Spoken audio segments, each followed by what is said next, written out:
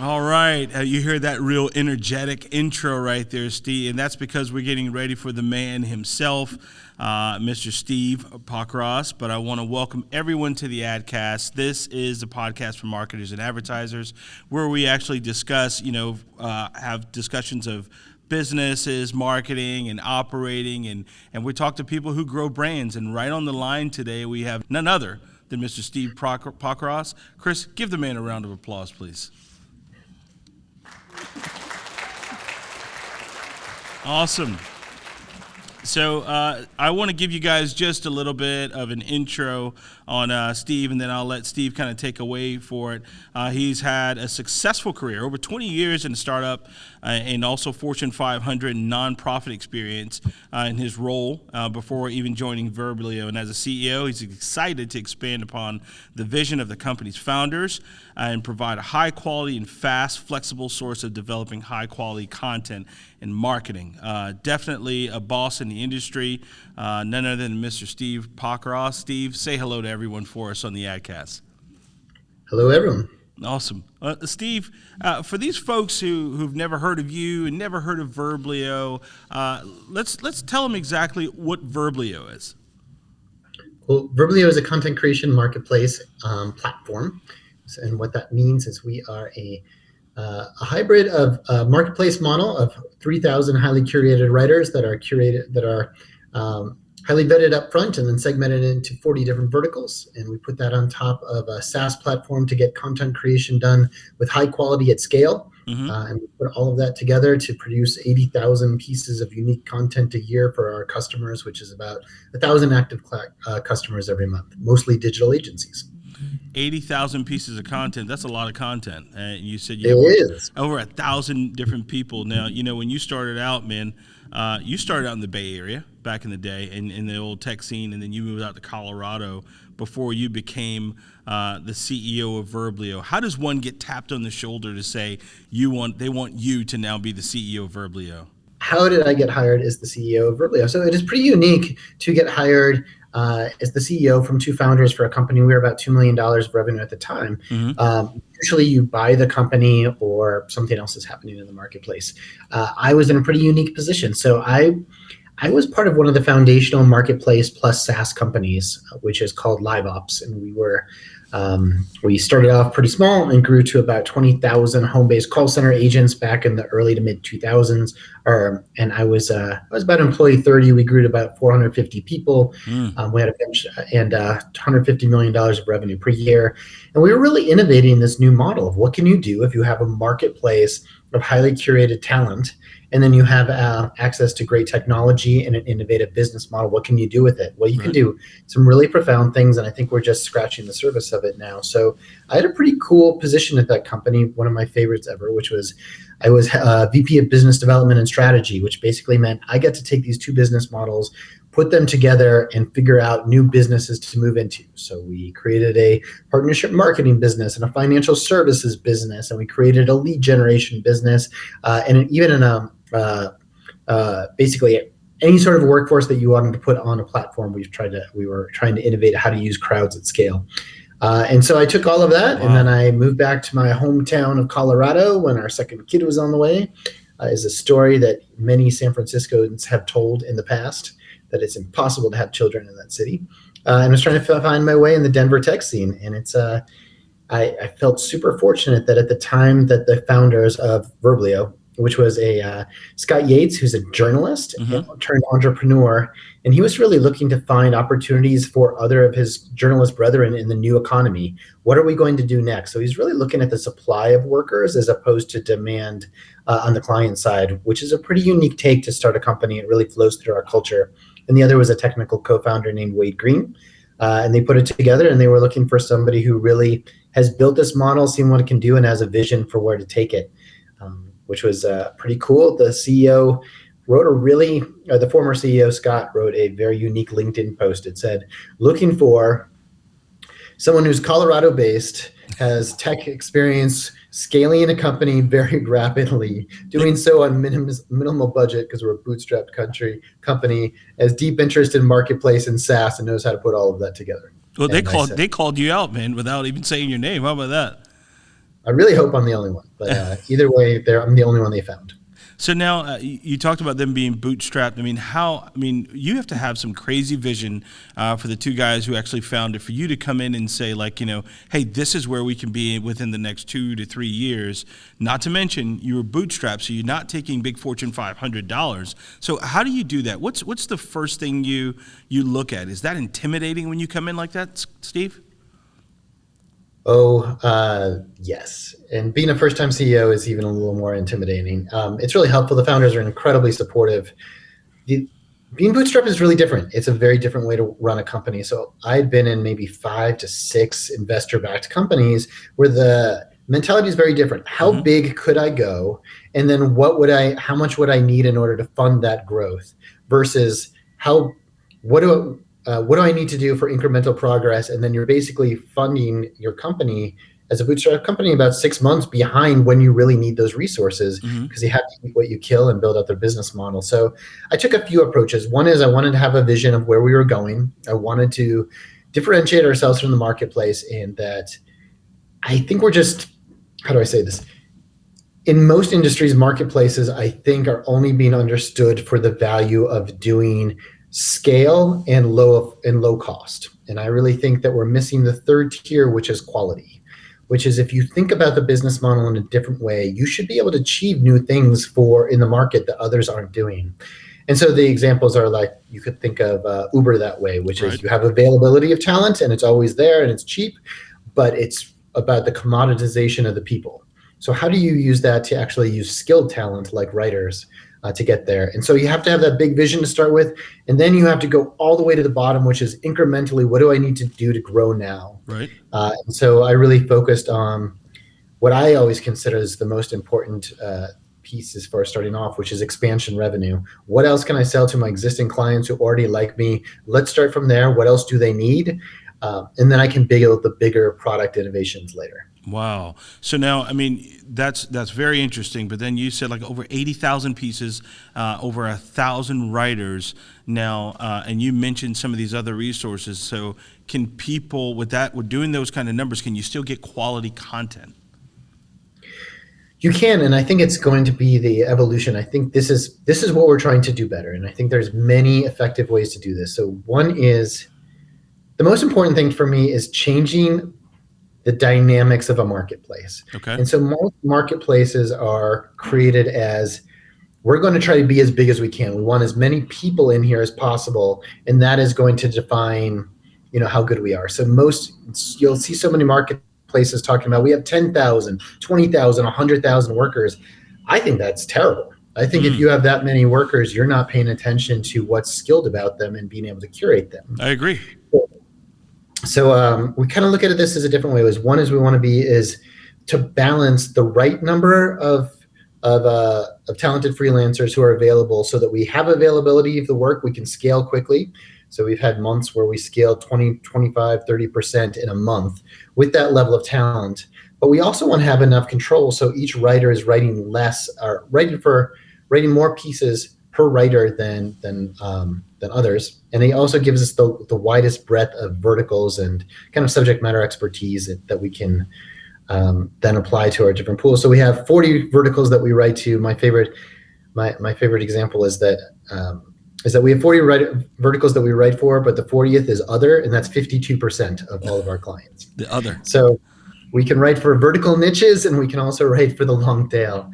And there's a lot that goes into it. So the first piece is rethinking what a marketplace can be. And the second is reinventing what are the incentive structures for our marketplace in a way that's different than others. And if you're applying a new business model with that, with the availability of that talent and a SaaS platform, you can do a lot more. So I could talk more about that if you're interested in how we kind of. I'm totally interested in it. I think it's fascinating, though. Especially like the kind of numbers, like you said, doing over 40 industries. Are there some industries that you would say that you guys gravitate towards more? Like for us, we do a lot in the attorney space, and I know like you guys do a lot of work in the attorney space as well. We do. I think, and thank you for being a client. I must appreciate that. No worries.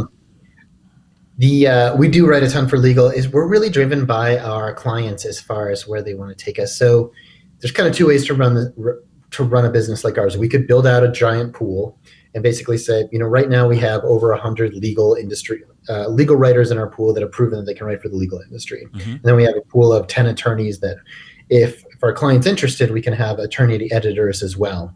But we're basically doing that on client demand. We could build this out one by one, vertical by vertical, and target them.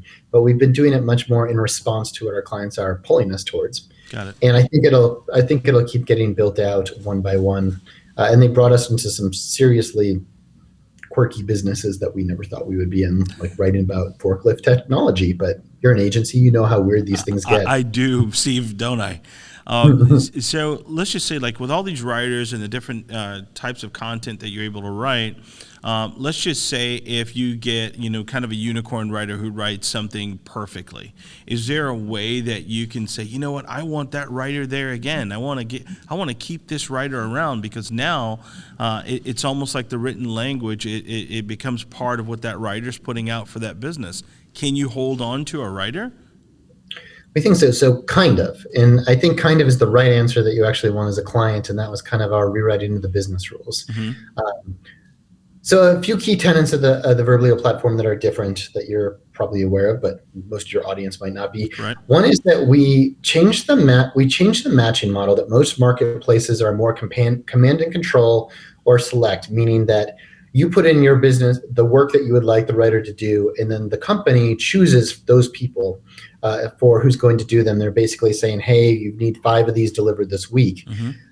In our system, the writer chooses how much work they want to do and who they want to write for, and they apply. Mm-hmm. So then they're not guaranteed to get paid. And those two things are really important, both the speculative model and also the writers choosing the clients. So the clients put out their profile. This is what we're interested in. These are the level of expertise. We would like something that's more formal or more jokey.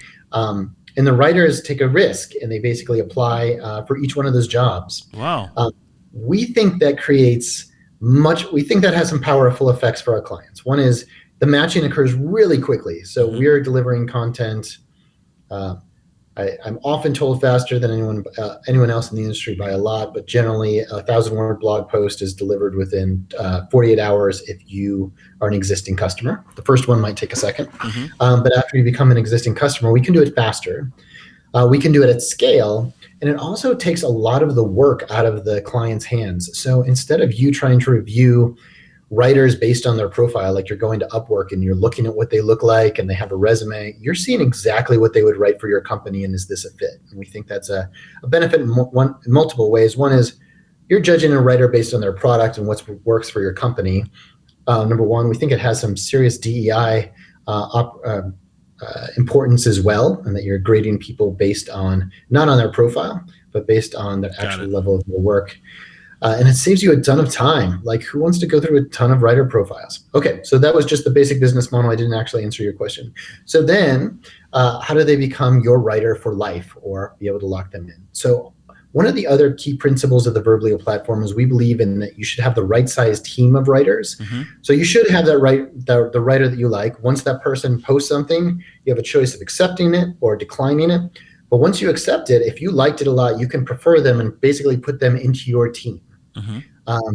Our goal is for every client to at least have a few people on their team so that they don't run into the classic challenge of why they needed us in the first place, which was they had a great in-house writer, the writer quit, now they need to retrain somebody else and do the whole process over. So with the Verblio platform, we're asking you to give all of your feedback to that one writer so that every writer that would ever write for you would see it. And that way we basically are training our platform and your team of writers so that basically you have an ongoing team that will be able to write for you ongoing without any of the, hopefully with better quality and also with less hiccups and no disruption to your business. Right, and they actually become a little more familiar with you because now they're almost like a preferred writer for you now, right? Exactly. So, you remember the old saying, content is king. So if content is king, where does this put Verblio? A really good spot this year. So I wrote a post last year that was titled "Content is King," and then it got promoted during the pandemic. And I really think that's true. Like the pandemic picked winners and losers, and it really it was a super hard time for so many businesses. And because we have so many, we have 1,000 active clients, we could see how many small businesses went down during those first 2 months in particular, and it was just heart-wrenching. Mm-hmm. So we're in a really good, and then content basically recovered. The trend that really happened is those who are committed to content being the fuel of the modern marketing engine doubled down, put more and more into it, and we saw bigger and bigger clients, and we rapidly moved up market. And if you're in the game, a couple of things happen. One is there's nothing else for you to do. There's very little other advertising out there. Outbound sales was really kind of became a turnoff. Paid marketing is becoming more hard. Everyone's seeing more of there's less competition. Then the content becomes more valuable. There's more eyeballs on it at home anyway. And it's becoming more clear that this is really building an annuity for your company. Yeah. Your content is going to keep paying off in clients. We didn't have any, we had one internal salesperson inbound. We had no outbound. We've been growing 100% every 2 years just from inbound traffic. And a lot of that was from the investment of the early founder who wrote a blog every single day. And so it works. Well, I can tell you, I agree with you 100% because, during that, when things began in March of last year, that was our focus, and our agency's focus on. We're living proof of that. Is what we did. We doubled down, Steve. We doubled down. We created more content, and proud to say that we are a partner of Verblio as well. But we doubled down, and we felt the effects of it. The positive effects of it is what we felt from it. So. You just said, content was king that got promoted. So I would like to ask you now, what is the purpose of content? Now, I know it, but I want to imagine like our listeners on the other end or our viewers that they don't understand exactly what's going on. What is the purpose of creating content? To me, the purpose of creating content is to put the power in the consumer's hands. The days of advertising are really... they've just changed. So it used to be you put out your message to a broad people, or a broad audience. You try to target them with your right message so they find you, or you're finding them at the right time, and they accept your message. And right now, the number of touch points of reviewing every single purchase online has multiple points. It's really in the consumer's hands. They have a lot of choices. They're going to choose the people that are answering their questions first, who are building their trust, who are providing something of value to them first. And so I think content is basically I kind of referenced this earlier, but is really the fuel of the modern marketing engine. It provides your link to your future audience. And the more that you're out there answering their questions in advance and building trust with them and building your brand, this is the new most effective marketing channel out there. And it's really kind of replacing the old school ad model. The way I see it is it's almost like you want to rent or you want to own your audience. Mm-hmm. And the way, like you talked about it, I think content is definitely the gift that keeps on giving, right? Because you can actually score a new client or even a piece of business down the road from content you produced a year ago. It is that gift that can keep on giving. And I always ask a client, and when we talk about content and blogging content, newsletters, press release, everything else is, do you want to rent your audience or do you want to own your audience? And every time that you are actually paying even a traditional source or even buying ad time on Google, you are renting an audience. But when you have that content that lives and still breathes on your website, you begin to own your audience. So there's a big difference there. So I'd like to kind of piggyback what you said and just encourage people to be able to, invest in content. I like that too. I think there's two other expressions that I like that I always go back to. And I think Dan Tyre from HubSpot always says, it's the difference between Red Bull and eating your broccoli and running. One is going to keep you in shape for a really long time and one's going to give you a quick hit, which I always go back to that. The other one is, I love the concept of earned traffic versus paid traffic. Yeah. The concept that you have to work for content. It's not easy. The reason that this is so effective is because it's a lot of work to keep doing this and be consistent. And very few of your competitors are going to go out there and do it. So if you show the extra effort, it's going to pay off. So yeah. I like that term too. It's definitely digital PR for sure. Where do you see content in the next 2 to 5 years, Steve? Because 10 years ago there wasn't Verblio or to the stage it is now. But where do you see it going? So I see a few things. One is this content industry is super young.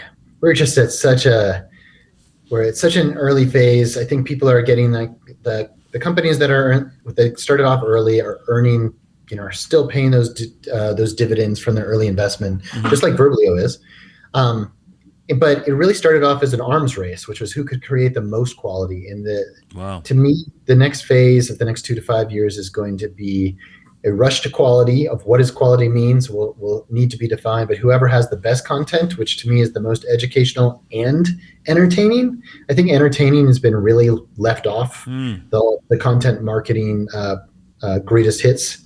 I think that'll be one of the keys. 2 is learning how to reuse your existing content. A lot of companies have built up all of this. Now, what are you going to do with it? Are you just going to leave it there and create another 2,000? So we focus a lot on revamping and refreshing content. Great point, Steve. And the last is really multi-channel. It's where we acquired a video company 3 years ago to turn all written content, as much of it as we could, into video. And I think there's going to be podcast into blog, and many little snippets of this could easily be the advertising campaign. And I think there's going to be a lot more mining for gold that you already have versus new content creation. No, great. I agree with you. But you said something that stuck out to me just now. You said a rush to quality, but it wasn't a rush to quantity. Explain that for me. Right. So I think a couple of big trends. So quality, I think, is going to be really important, both on the educational and on the entertainment side. And so I think the need to have somebody who represents your voice to speak in a specific way to your audience, and that doesn't mean to all audiences. It means to connect with yours, and that could be for having content that's where there's more subject matter expertise, but it also could be better researched, and or it could be written in more entertaining ways that's just more playful and enjoyable to consume. So I think that's one part of quality. The second is just going much more in depth. So I have an interesting stat from what we get to observe. So we get this interesting seats of watching the best digital marketers out there. What do they do with content? We're not leading this charge for them. We get to kind of to follow along. So one of them is that 4 years ago when I took over this company, we had less than 4% of what we wrote was over 1,000 words or 1,000-word blogs. At this point, we're at 67%, 1,000-word and plus. So hopefully that's a shocking number to your audience, because it is to me. And it basically means the arms race is about being more in depth and having longer pieces with more research than it is about writing quick stuff that gets consumed like candy. Well, I want to kind of put this out there to the listeners too. I mean, when going through Verblio, it's not like you're going to a grocery store and just picking content off of a shelf. It's really something that is more designed for their business and their industry. Correct, Steve? I'm really glad you brought that up. Thank you. Yeah, that's really important. I should have brought that up, which is we're relying on you to be the expert. You know your business better than anybody else. And the clients that are successful with us are putting a lot into their briefs for the writers. The writers are journalists. They can write about a lot of stuff, but they're not going to know your business better than you. And so that's really kind of one of the key tenets of the model is while you are getting support, you have a strategic partner like Verblio to help you do it. Content creation is still going to be hard, and you're still going to have to put a lot into it, and you're still going to have to figure out what your your audience wants to know. Awesome. Well, Steve, what we're going to do is we're going to take a quick break, and we're going to come back with something called the lightning round, okay? And in this, I think you're really going to enjoy it, all right? So we'll take a break, and we'll be right back. All right, and we are back in the AdCast with our wonderful guest, Mr. Steve Pockross. Let's give Steve a round of applause real quick, please. He's such a good sport. Great guest, Steve. One thing I did not ask you about is those 3 little letters, SEO, and how important is great content and quality content to SEO? Can you touch on that for me before we go into lightning round? I will. I'm going to give you a giant disclaimer here, which is you know a lot more about this than I do. So I have these great seats. I get to watch great SEO agencies in action that are seeing how they use the content. So I can say that I think the nature of SEO is going to continue to change. It is let's just take a step back. SEO has got to be one of the strangest marketing channels of all time. Oh man. It is. It's deeply have you ever heard of an industry where the industry leader who owns the channel won't tell you what it is that you need to do in order to work it out? And so there's an entire sub-industry of experts that then try to figure it out, guess, and post things online, and they become industry gurus as opposed to the company that actually creates the platform. So we're all here guessing. We all know that it's going to change. The basic premise that I can say is the logic of answering your clients' or your audience's questions in a more educational and entertaining way than anybody else, more consistently and across a broader range, is always, logically, it's going to be better. Now, whether Google ranks you better and the algorithm works for you or not, I just feel like if you're doing the right things, you're going to cover as much of that ground as possible. It has consistently helped you find SEO before. There have definitely been different stages, and again, many of you guys know this, which stage one was get as much content out there, and we'll get you. It's a battle of the words. The more words you have, the more likely to win. You said it. I feel like every time Google changes an algorithm, which is like, I see it as you putting together the puzzle, and then they pick up the puzzle and throw it down again and break it and say, put it back together again. It's how, like, every time they do an algorithm change, you have to figure it out. Like you said, I mean, that's totally true. Totally true. So keep doing good content. Keep doing it consistently. I have a feeling it's going to work. I feel like I'm learning this on LinkedIn every week, as they're messing with their algorithm every week, and it's my main marketing platform for my podcast. And I will have weeks where it'll be like, you just got 8,000 views, and the next week it'll be 350 views, but there'll be more likes, and all I keep doing is I'm like, all right, let's just keep producing good content consistently every week. People will know where to go, and the algorithm will find me, even if I haven't found the algorithm quite yet. Wow. So now, Steve, we are going to go into what we call the lightning round. All right, Steve, Ready. I feel like I have you on a game show now with this theme music, don't I? All right, so now I want to ask you in the lightning round, I'm going to ask you about certain media. There's no right or wrong answer. I just want your opinion as quick as you can. So I'll ask you about television, and you can tell me your thoughts about television and marketing and advertising on television in this day and age. Are you ready? Yes. All right, Steve. Radio. Any channel where most marketers aren't going is an opportunity. Television.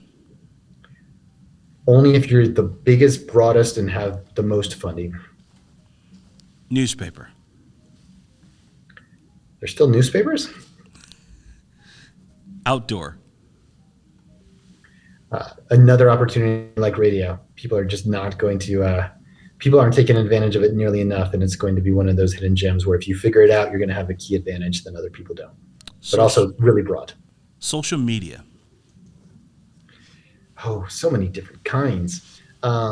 Great way to make impressions, great way to raise awareness, and terrible way of closing clients. What is your favorite and your go-to social media platform? I've given up on most others except LinkedIn. I like LinkedIn because it just feels more honest. How about Facebook? Hurts. Facebook hurts me. I think that I have a hard time. Personally, I have a hard time with the politics of the situation. Like the fact that there's no regulations in one direction or another, I find really challenging. But I also find it really challenging to market business in a personal space. And that just feels inherently like you're mixing your audience at the wrong time. And that's why LinkedIn feels like a better space for me. Instagram. Too old for it.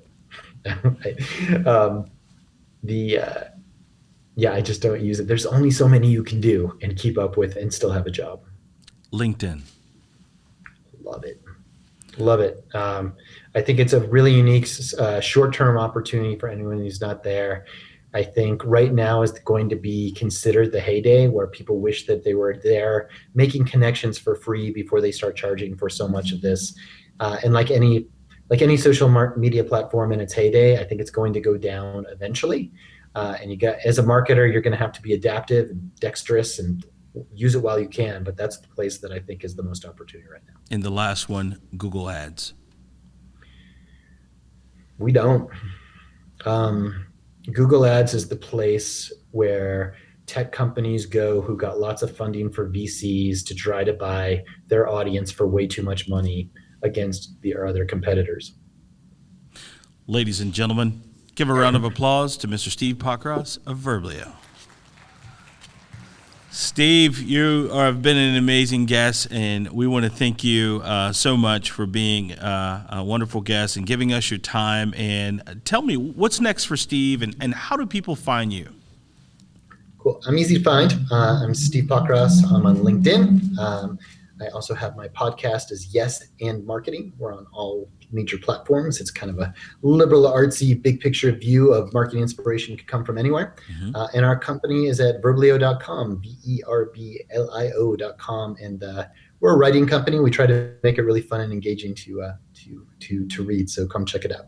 A great marketing company and a great writing company. I definitely endorse that as well. So, Steve, thank you so much. I also want to give a big thanks to Craft Creative, actually, for the production and the content of what we're doing right now. And also, I want to invite anyone else, if you feel this podcast has been useful to you, make sure you send it off, like it, subscribe it, and we are also available on all platforms. I want to thank our guest, Mr. Steve Pockross.